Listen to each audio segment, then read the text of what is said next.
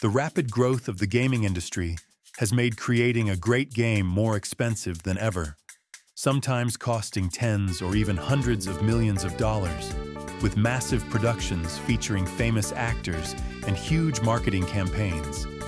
Yet many of those blockbuster titles still fail to achieve the success they aim for. However, in complete contrast to those big-budget projects, there is one game that managed to sell more than 15 million copies within 5 years across multiple platforms.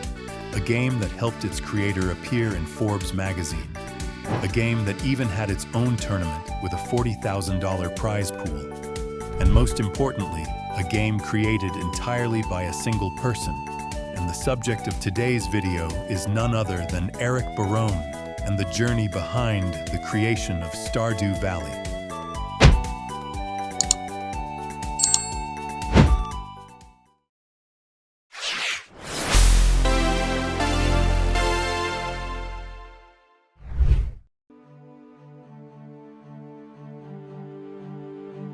Eric Barone, also known as ConcernedApe, was born on December 3, 1987 in Washington, United States. His father was a computer enthusiast, while his mother loved art, which meant from a young age he was exposed to both technology and artistic inspiration. This combination would later shape the foundation for his future work. He studied at the University of Washington-Tacoma and graduated with a degree in computer science in 2011. But despite having a degree that should have opened many opportunities, Eric struggled to find a stable long-term job. And during that difficult period, he came up with the idea of creating a game, initially just as a personal project to fill his free time. Since Eric had no experience making games, he decided to create a fan-made project inspired by an existing title. Drawing from childhood memories, he chose Harvest Moon, a farming game developed by Japanese designer Yasuhiro Wada. And from that point forward, Eric began working on the project in his spare time. Everything players see in Stardew Valley today was created entirely by Eric himself, from programming to art, music, writing, and design. From the very beginning, he envisioned Stardew Valley as an open-ended world simulation game with RPG elements, inspired by titles like Minecraft and Terraria. However, unlike those games, Eric didn't choose a massive open world. Instead, he limited the setting to a single town. This allowed players to interact within a smaller environment and watch it evolve over time, creating a stronger emotional connection with the world. And this decision also helped Eric reduce the workload, since he only needed to design a farm, a town, a river for fishing, NPC houses, and natural interactions. To introduce RPG mechanics, Eric designed the mines as dungeon-like areas with multiple levels. The deeper players go, the rarer the resources they find, along with hidden treasures. But enemies also become stronger and more dangerous, creating a balanced difficulty curve. Eric spent a huge amount of time designing these mines to ensure proper progression. Originally, he planned to let the AI generate things randomly, like in Minecraft. But he realized players wouldn't receive meaningful rewards for their effort. So he removed that idea and manually designed progression rewards.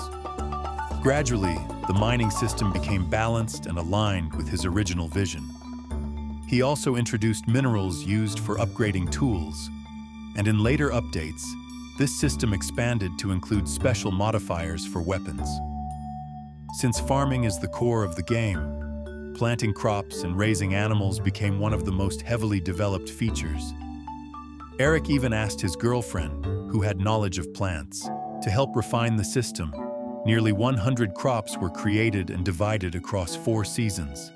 Some crops only grow under special conditions, and some were completely original ideas to increase variety. In addition to crops, the game also features livestock and a wide range of fish species. Eric researched aquatic life carefully and placed fish based on time, weather, and location. Some only appear during rain or specific seasons, adding realism and depth to the world.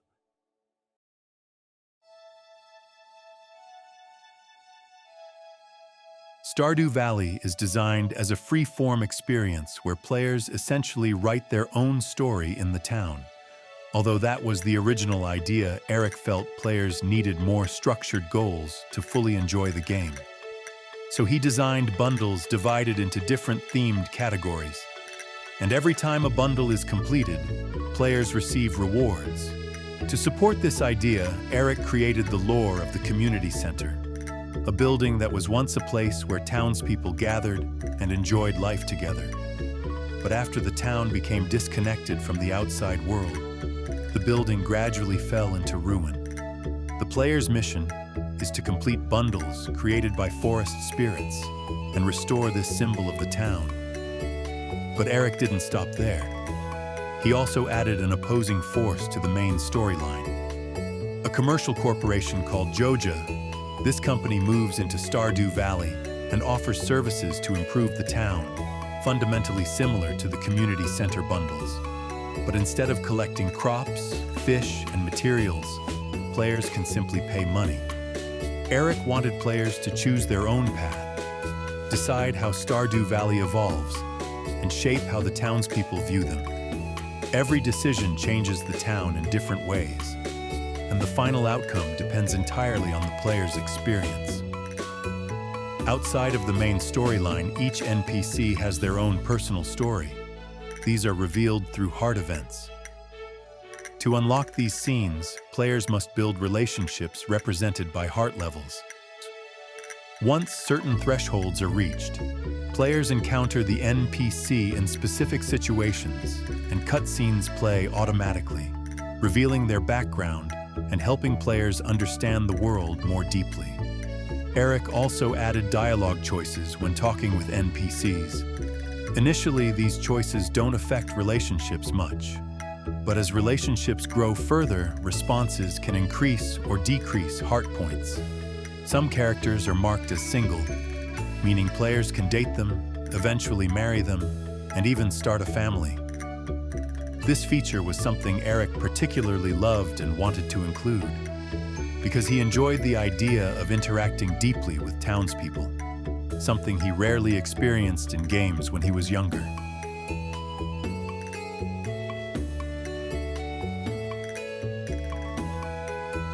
If you look at Stardew Valley today, you can clearly see the different color palettes for each season. Spring uses bright green tones. Summer becomes more vibrant with stronger colors. Autumn shifts to soft orange and melancholic hues. And winter covers everything in cold white snow. Despite having no formal training in color theory, Eric's artistic influence from his mother combined with persistence helped him craft one of the most charming visual styles in indie games.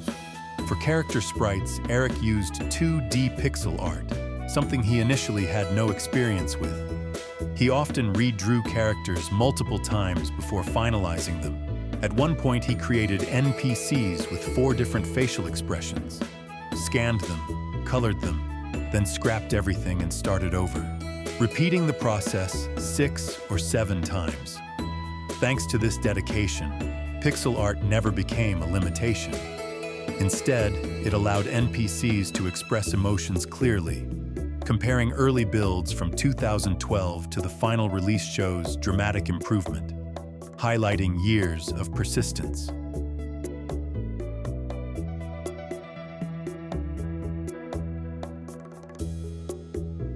Talking about Stardew Valley without mentioning the soundtrack would be impossible.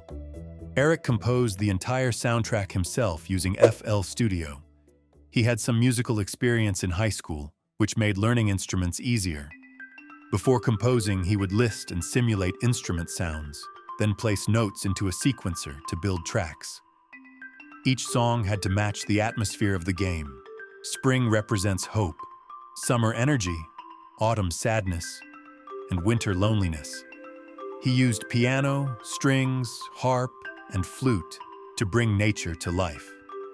Beyond seasonal music, he also created tracks for festivals, cutscenes, caves, and even strange dungeon sounds. In total, the soundtrack includes more than 70 tracks and around 2 hours of music, an enormous achievement for a solo developer.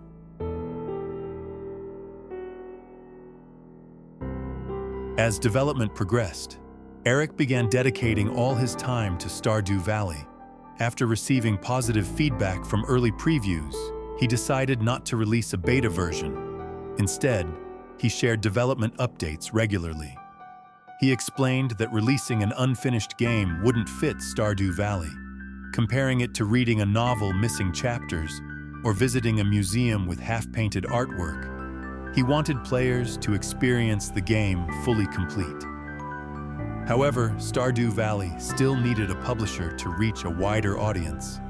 Eventually, Chucklefish stepped in to handle publishing, business management, marketing, console ports, localization into multiple languages, and online multiplayer features. This support allowed the game to finally launch. Stardew Valley officially released on February 26, 2016, and received overwhelmingly positive reviews from players and critics. Initially, Eric only hoped to sell 10,000 copies, but within 5 years, more than 10 million copies were sold, generating over $30 million in revenue and turning Eric Barone into one of the most notable indie developers. To maintain success, Eric continued working tirelessly, releasing updates, fixing bugs, and responding to fan feedback. He personally browsed forums, contacted players experiencing issues, requested save files, and fixed problems himself without third parties. Fans were surprised by how hands-on he was and praised him as a legend within the indie community. Stardew Valley even hosted its own tournament with a total prize pool of $40,000. Although small compared to esports titles, it demonstrated the game's strong appeal. Eric also continued working on updates and hinted at future projects, further expanding the game.